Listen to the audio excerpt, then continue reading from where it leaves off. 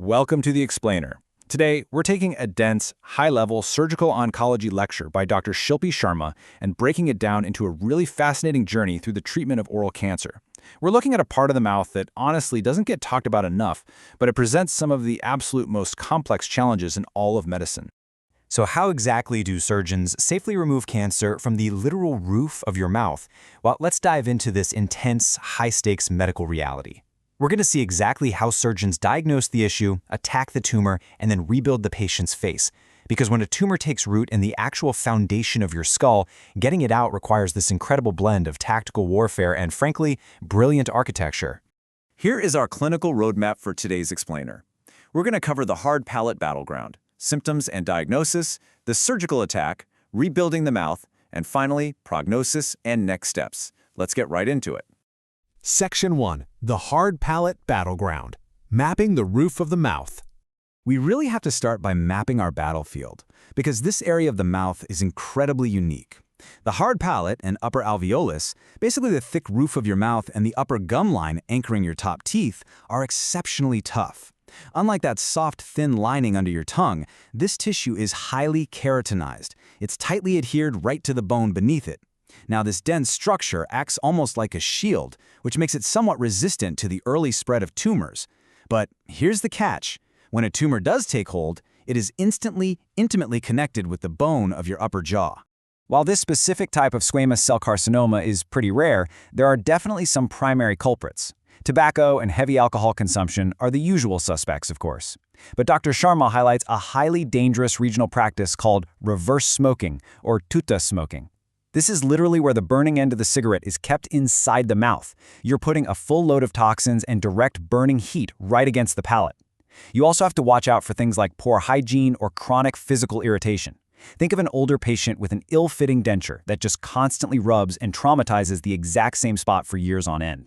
Moving on to Section 2, Symptoms and Diagnosis. Finding the enemy. This part is crucial because patients often present very late in the game, leading to an alarming escalation. Because this area is hidden and often doesn't cause pain early on, it usually just starts as a harmless-looking smooth bump on the roof of the mouth, but it can silently invade neighboring structures. By month 3, if it grows upwards, it literally breaks through the bone into the nasal cavity, causing nosebleeds or a blocked nose. By month 6, if it grows backwards, it hits the chewing muscles and causes lockjaw, also known as Trismus. It can even invade the Eustachian tubes, which leads to fluid buildup in the ear and sudden hearing loss. Because of this three-dimensional spread, doctors simply can't just look in the mouth and know what's going on. To confirm exactly what they're dealing with before surgery, they do physical biopsies, but they also rely heavily on precise imaging. CT scans are the absolute gold standard for detecting if the bone has been eaten away.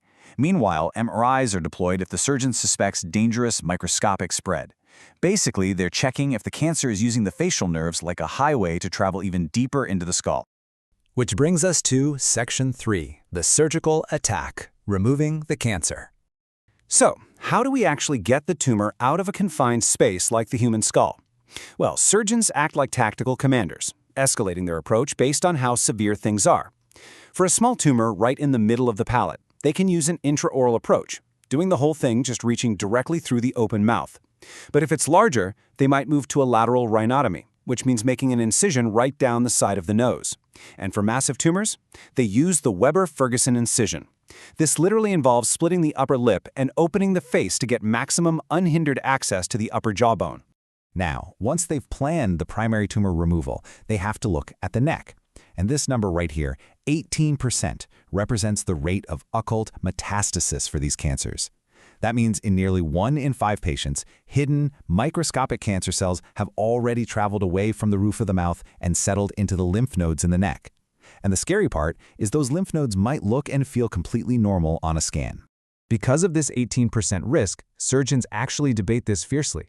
Should they operate on the perfectly healthy-looking neck just in case? Well, according to a massive 2021 systematic review of 1,600 patients, there is a high risk of regional failure. So many experts now recommend preemptively clearing out those neck lymph nodes, doing an elective neck dissection just to be safe. If the cancer is aggressive or crosses the midline, taking out those lymph nodes becomes absolutely crucial to prevent the cancer from coming back. All right, Section 4, Rebuilding the Mouth, the Science of Reconstruction. Once the cancer is actually gone, the surgeon's role shifts entirely from tactical warfare to pure architecture. The patient undergoes a maxillectomy, which is the surgical removal of all or part of the upper jawbone. Because the hard palate is literally the floor of the nasal cavity and the roof of the mouth, taking it out removes the barrier between the two. So patients are left with a massive physical defect, connecting the mouth directly to the nose. Without rebuilding this, if they tried to eat or drink, food would go straight up into their nasal cavity, and speaking would be completely unintelligible. So, the crucial decision here is choosing how to rebuild. You basically have two main rehabilitation solutions. First, you've got obturators. These are highly engineered, removable prosthetic plugs that physically block the hole. They work great, but they require daily removal and cleaning, and you need intact teeth to hold them in place. On the other hand, you have free flaps. This is permanent biological reconstruction. Plastic surgeons actually take bone and skin from the patient's own body, usually the fibula bone from the leg, and microsurgically graft the blood vessels right into the face to permanently rebuild the jaw. Mind-blowing, right? The choice between using a prosthetic plug and doing complex plastic surgery hinges on a few specific patient factors. Surgeons classify the exact bone defect, but they also have to look closely at the human being in front of them. How many healthy teeth are remaining? What is the patient's age and frailty? Can they maintain the daily hygiene required for a prosthetic? For example, if an older patient lacks the manual dexterity to clean a prosthetic plug every single day, a permanent free flap surgery might actually give them a much better long-term quality of life, even though it's a longer, more grueling operation. Finally, Section 5, Prognosis and Next Steps, Survival and Recovery. Let's look at the prognosis, because the stakes of catching this cancer early are incredibly high. If a patient comes in with a stage 1 or 2 tumor, their 5-year survival rate is a really solid 82%. But, as we mentioned earlier, these tumors hide well. They are often painless, so patients arrive late. Once that tumor reaches stage 3 or 4, meaning it's invaded the sinus, the bone, or the lymph nodes, that survival rate drops down to a pretty grim 48%. And surgery isn't always the end of the road. For advanced cases showing aggressive histology or lymph node spread, patients are going to require intense postoperative therapy. They have to undergo weeks of radiation or chemoradiation just to wipe out any remaining microscopic cells and really fight to secure that survival rate. The anatomy of the hard palate just hides its dangers incredibly well. It leaves us with this critical reminder. Noticing a simple, painless bulge on the roof of your mouth can literally change the entire trajectory of a surgical journey. It's the difference between a minor procedure and a massive facial reconstruction that borrows bone from your leg. So it leaves us wondering, as surgical robotics and early screening technologies continue to advance, will we ever reach a point where these massive, life-altering facial reconstructions become a thing of the past?